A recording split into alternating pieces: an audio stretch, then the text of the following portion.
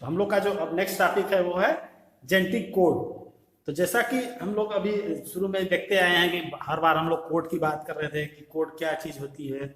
तो सबसे पहले इसके बारे में हम देखेंगे कि ये जो कोड वाला कॉन्सेप्ट आया वो कैसे आया है ना।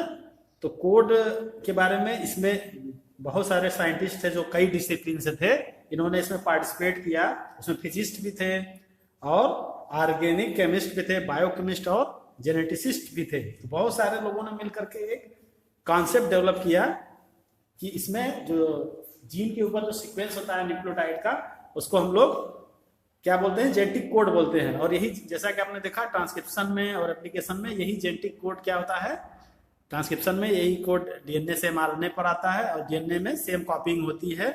तो इस तरह से एक डीएनए का कॉन्सेप्ट आया। इसके बारे में थोड़ा सा हम अलग अलग डिस्कस करेंगे कि इसमें कौन कौन से साइंटिस्ट थे और उन्होंने क्या क्या अपना ओपिनियन दिया, क्या क्या चीज़ें बताई कि किस तरह से ये पूरी सिस्टम, पूरी प्रोसेस हो सकती है। तो सबसे पहले इसमें हम ये बात करेंगे, साइंटिस्ट थे जॉर्ज गैमो। जॉर्ज गैमो एक साइंटिस्ट थे, एक फिजिसिस्ट थे, फिजिक्स के वो साइंटिस्ट थे। उन्होंने बताया कि जो बेसेस हैं वो 4 होते हैं। ये सबको पता है कि बेसेस जो, ये मालूम था पहले से कि जो नाइट्रोजनस बेस है वो 4 हैं। कौन कौन से हैं आप लोग जानते हैं, एडेनिन, ग्वानिन, साइटोसिन, थाइमिन या यूरेसिल। तो इस तरह से 4 बेसेस हैं। और अब क्या होता, क्या है दिक्कत कि 4 बेसिस को कोड करना है किसके लिए, कितने एमिनो एसिड के लिए, 20 एमिनो एसिड के लिए। तो अगर 4 बेसिस को 20 एमिनो एसिड के लिए सीक्वेंस करना है, तो अगर वो उनका सीक्वेंस 4 कोड का होगा, 4 नंबर का होगा, तो कितने कोड बन पाएंगे, मुश्किल से 4 कोड ही बन पाएंगे। लेकिन अगर उनको हम 3 के ले माने एक जेनेटिक कोड के लिए हम 3 न्यूक्लियोटाइड को अगर ये लें, तो फिर क्या होगा, हम ढेर सारे कोड बना सकते हैं, ढेर सारे कोड सीक्वेंस बना सकते हैं। यानी कहने का मतलब कि जो टोटल बेस पेयर है वो है 4 और हमारे पास जो एमिनो एसिड हैं बनने हैं वो कितने हैं, 20। तो ये तभी पॉसिबल है जब हम 4 के बजाय 3 न्यूक्लियोटाइड से एक कोड बनावे, या एक एमिनो एसिड के लिए कम जो कोड हमारा होगा वो कैसा होगा, 3 बेस पेयर का होगा। जब जेनेटिक कोड 3 बेस पेयर का होगा तो हम बहुत सारे जेनेटिक कोड बना सकते हैं। जैसे कितने जेनेटिक कोड बन सकते हैं, अगर 3 कोड को लिया जाए, 3 न्यूक्लियोटाइड को लिया जाए, 3 नाइट्रोजनस बेस को लिया जाए, तो 4 × 4 × 4 64 पॉसिबिलिटीज हैं कोड बनने की। यानी कितने कोड जनरेट किए जा सकते हैं, 64 कोड्स जनरेट किए जा सकते हैं। आप अपने बुक में डायग्राम में देख रहे हैं, यहाँ पे दिया हुआ है, मैं भी आपको दिखा देता हूँ। ये आप देखिए, यहाँ डायग्राम यहाँ पे दिया हुआ है, इसमें ये आप देखिए ध्यान से, यहाँ पे 64 कोडांस दिए हुए हैं। तो इससे क्या जाहिर होता है कि ये कैसे ट्रिपलेट कोड है। कोड कैसे होने चाहिए, ट्रिपलेट होने चाहिए। इस तरह से आप देख रहे हैं कि 3 कोड मिल करके कुल कितने कोड बना दे रहे हैं। 3 कोड की वजह से टोटल सीक्वेंसिंग जो हो रही है वो 64 कोडांस की हो रही है, 3 सीक्वेंस की वजह से, 3 न्यूक्लियोटाइड की वजह से। तो अगर हम जेनेटिक कोड में 3 न्यूक्लियोटाइड लेते हैं एक जेनेटिक कोड में, तो टोटल हम 64 कोडांस बना सकते हैं। दूसरी चीज, अभी हम ये कहेंगे कि अगर कोड 64 हैं और एमिनो एसिड 20 हैं तो ये कैसे होगा। तो फिर उसमें इसका सलूशन ये है कि जो जेनेटिक कोड है और एमिनो एसिड है, तो एक एमिनो एसिड के लिए मोर देन 1 जेनेटिक कोड हो सकते हैं। यानी 20 एमिनो एसिड में जो है एक एमिनो एसिड के लिए एक कोड भी हो सकता है, 2 भी हो सकता है, 3 भी हो सकता है। तो इस तरह से एक से ज्यादा कोड एक अमीनो एसिड के लिए हो सकते हैं। ठीक है, अभी हम इसके बारे में डिटेल में पढ़ेंगे कि किस तरह से ये कोडिंग सीक्वेंस होता है और क्या क्या इनकी प्रॉपर्टीज। एक साइंटिस्ट डॉक्टर हरगोविंद खुराना हुए हैं, जो भारतीय मतलब उसके थे, भारतीय मूल के थे। उन्होंने क्या किया था, उन्होंने न्यूक्लियोटाइड सीक्वेंस जो मतलब डिफाइंड कॉम्बिनेशन ऑफ बेसेज या न्यूक्लियोटाइड का उन्होंने क्या बनाया था, सिंथेसिस किया था। आरएनए मॉलिक्यूल की उन्होंने मतलब आर्टिफिशियल आरएनए मॉलिक्यूल की उन्होंने सिंथेसिस किया, वो भी डिफाइंड कॉम्बिनेशन, जैसा वो कॉम्बिनेशन चाहते थे उसको सिंथेसाइज करने का उन्होंने डेवलप या टेक्निक डेवलप किया था। तो उसमें जो है कि उन्होंने जो रिक्वायर्ड है, जो डिफाइंड कॉम्बिनेशन, जो हम जैसा चाहते हैं अपने हिसाब से उन्होंने सिंथेटिक आरएनए मॉलिक्यूल का सिंथेसिस किया था। ठीक है, और इसमें उन्होंने 2 तरह के बेसिस लिए थे, 2 तरह के पॉलीमर बनाए थे। एक होमोपॉलीमर था और एक कोपॉलीमर था। होमोपॉलीमर कोपॉलीमर के बारे में आप पढ़े होंगे, जब कोई भी पॉलीमर जो होता है उसमें एक सिंगल टाइप के मॉलिक्यूल होते हैं तब उसको हम लोग होमोपॉलीमर बोलते हैं, लेकिन एक से ज्यादा टाइप के अगर उसमें मॉलिक्यूल हैं तब उसको हम लोग बोलेंगे कोपॉलीमर। तो कुल मिला के कहने का मतलब ये है कि डॉक्टर हरगोविंद खुराना ने आर्टिफिशियल सिंथेसिस किया था आरएनए मॉलिक्यूल का। इसके अलावा मार्शल नीरेनबर्ग ने cell free system for protein synthesis, तो मार्शल नीरेनबर्ग ने cell free system for protein synthesis develop किया था। तो ये सब जितने भी रिसर्च हुए, जितने भी काम हुए, इससे क्या हुआ, हमें जेनेटिक कोड को एक्सप्लेन करने में हेल्प मिली। ये जेनेटिक कोड के कॉन्सेप्ट के लिए हेल्पफुल हुआ। इसके अलावा सेवेरो ओकोवा एंजाइम या polynucleotide phosphorylase was also helpful in polymerising RNA with defined sequence in a template independent manner. ठीक है, यानी एंजाइमेटिक सिंथेसिस ऑफ आरएनए बिना किसी टेम्पलेट के, या टेम्पलेट फ्री मेथड है एक तरह से कह सकते हैं। तो इन्होंने क्या किया, ये जो एंजाइम होता है सेवियर ओकोवा एंजाइम, ये क्या काम करता है, ये आरएनए के पॉलीमराइजेशन में जो डिफाइंड सीक्वेंस, जो डिफाइंड हम सीक्वेंस हम चाहते हैं उसके हिसाब से इस एंजाइम के हेल्प से हम आरएनए की सिंथेसिस कर सकते हैं। और ये टेम्पलेट इंडिपेंडेंट मैनर है। टेम्पलेट इंडिपेंडेंट का मतलब इसके लिए किसी टेम्पलेट की रिक्वायरमेंट नहीं है, हम बिना टेम्पलेट के भी इस तरह का आरएनए सिंथेसिस कर सकते हैं सेवेरो ओकोवा एंजाइम के हेल्प से। तो ये बहुत सारे मेथड है ना, बहुत सारे मेथड है जिसके साइंटिस्ट हैं, इन्होंने वर्क किया और इसकी वजह से हमको ओवरऑल जेनेटिक कोड के बारे में काफी डिटेल मालूम हुआ, कॉन्सेप्ट डेवलप हुआ कि जेनेटिक कोड क्या चीज है और किस तरह से अपने आप को एक्सप्रेस कर सकता है, फंक्शन कर सकता है। इसके बाद हम लोग जेनेटिक कोड के बारे में थोड़ा डिटेल में जाते हैं कि जेनेटिक कोड एक्चुअली क्या होता है और ये कैसे वर्क करता है।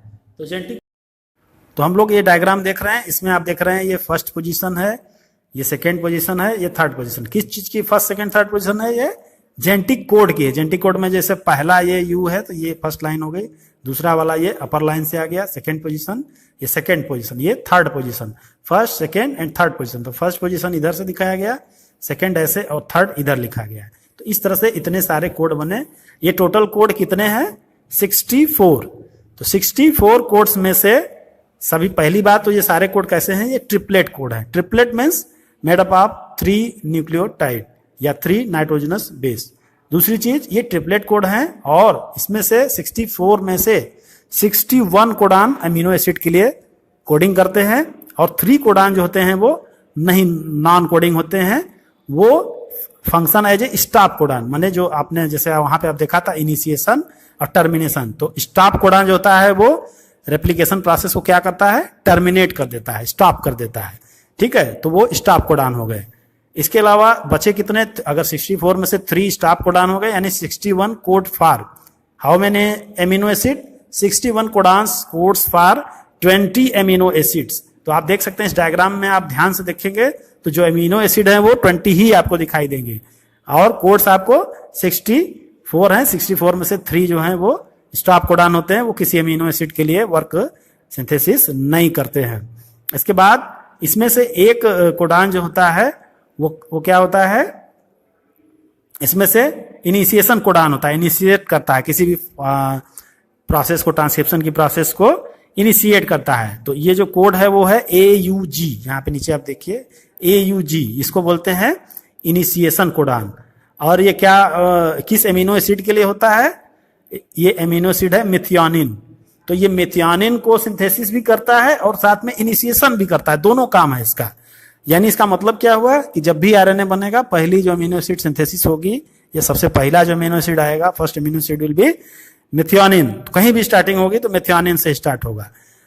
तो ये दोनों काम करता है, इनिशिएशन का भी काम कर रहा है और अमीनो एसिड के लिए, मेथियोनिन के लिए तो कोडिंग कर ही रहा है। इसके बाद और क्या फीचर होते हैं जेनेटिक कोड के, genetic codes are unambiguous and specific, है ना, यानी one codons codes for only one amino acid, one codons codes for only one amino acid. अब आप तो बड़ा कंफ्यूजिंग हो गया बात ये, अभी तो हम कह रहे थे एक से ज्यादा हो सकते हैं, अब कह रहे हैं कि वन कोडान वन ही एमिनो एसिड करेगा।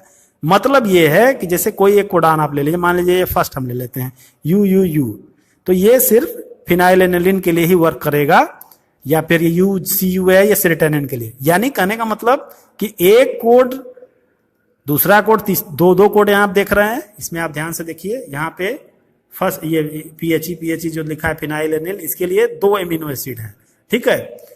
तो कहने का मतलब कि एक एमिनो एसिड के लिए एक से ज्यादा जेनेटिक कोड हो सकते हैं, लेकिन एक कोड एक ही एमिनो एसिड को सीक्वेंस करेगा।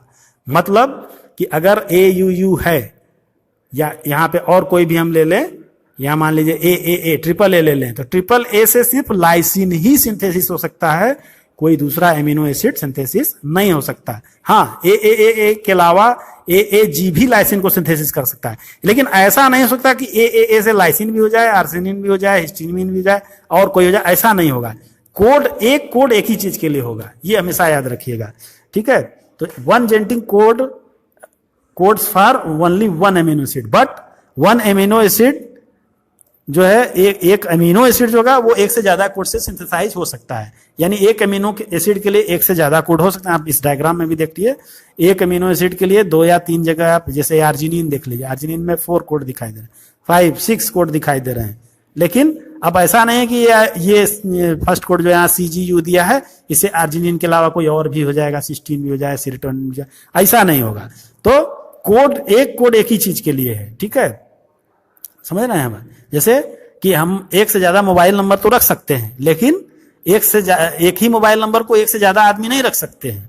तो मोबाइल नंबर हमारे जेनेटिक कोड के लिए हो गया, मोबाइल नंबर हमारे जेनेटिक कोड के लिए हो गया, लेकिन क्या हमारा मोबाइल नंबर किसी और के पास नहीं हो सकता है, ठीक है। तो हम अपने आप को अमीनो एसिड की तरह रखें और मोबाइल नंबर को कोड की तरह रख लें, तो बात समझ में आ जाएगी आपको, ठीक है। अब इसमें दूसरी चीज क्या है, जैसा कि हमने बताया कि some amino acid are coded by more than one codon, hence the code is degenerate, है ना। तो ये चीज हो गई यहाँ पे कि कोड कैसे होते हैं, डीजनरेट होते हैं, एक से ज्यादा कोड से कोई भी एमिनो एसिड बन सकते हैं। इसके अलावा the codon is read in mRNA in a contiguous fashion, they are not punctuation, ठीक है। तो कॉन्टिगुअस फैशन का मतलब क्या होता है कि ये कंटिन्यूटी में होते हैं, है ना, बीच बीच में ब्रेक नहीं हो सकता है, बीच में ब्रेक होगा तो डिस्टर्बेंस हो जाएगा। तो कोड को हमेशा कंटिन्यूअस फैशन में पढ़ा जाता है, कंटिगुअस कर लीजिए, कंटिन्यूअस कर लीजिए, उसमें मतलब पंक्चुएशन या इंटरप्शन कोई नहीं होता है। ये कोड है तो कंटिन्यूअस, आप DNA पर भी देखते हैं कंटिन्यूअस कोडिंग होती है, ये नहीं कि बीच में कोई गायब हो जाए, छूट जाए, ऐसा नहीं है। अगर वो हो जाएगा तब तो प्रॉब्लम हो जाएगी, म्यूटेशन हो जाएगा वहां पे। तो ये कंटिगुअस फैशन में होते हैं, बीच में इंटरप्टेड नहीं होते। नो पंक्चुएशन का मतलब कोई इसमें पंचर, जैसे पंक्चुएशन मतलब इसमें कोई भी बीच बीच में ब्रेक नहीं होता है, कंटिन्यूअस फैशन होता है। इसके बाद कोड इज नियरली यूनिवर्सल।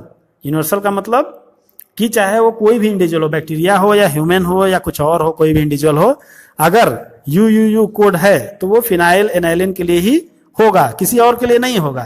कि ये नहीं कि ह्यूमन में कुछ और सिस्टम है, दूसरी जगह कोई और सिस्टम है, ऐसा नहीं है। जो कोडिंग है नाइट्रोजनस बेस की, सेम टाइप का नाइट्रोजनस कोड, नाइट्रोजनस बेस या नाइट्रोजनस बेस का code sequence same protein, same amino acid बनाएगा हर एक इंडिविजुअल में, चाहे वो बैक्टीरिया से लेकर के कुछ भी ले लें, प्रोटोजोआ ले लें, कुछ भी ले लें हम, कोई भी एनिमल किंगडम ले लें, प्लांट इवन ले लें हम, तो वहां पे कोई चेंजिंग नहीं होगी, ठीक है। तो ये एक यूनिवर्सल चीज है, कोड जो होता है वो यूनिवर्सल होता है। इसके अलावा हमने इनिशिएशन कोड के बारे में बता दिया। तो ये सब एक कोड, जेनेटिक कोड की स्पेसिफिक फीचर हैं, उनका कह सकते हैं एक तरह से मेन फीचर्स हैं। तो इसको आप समझ गए होंगे।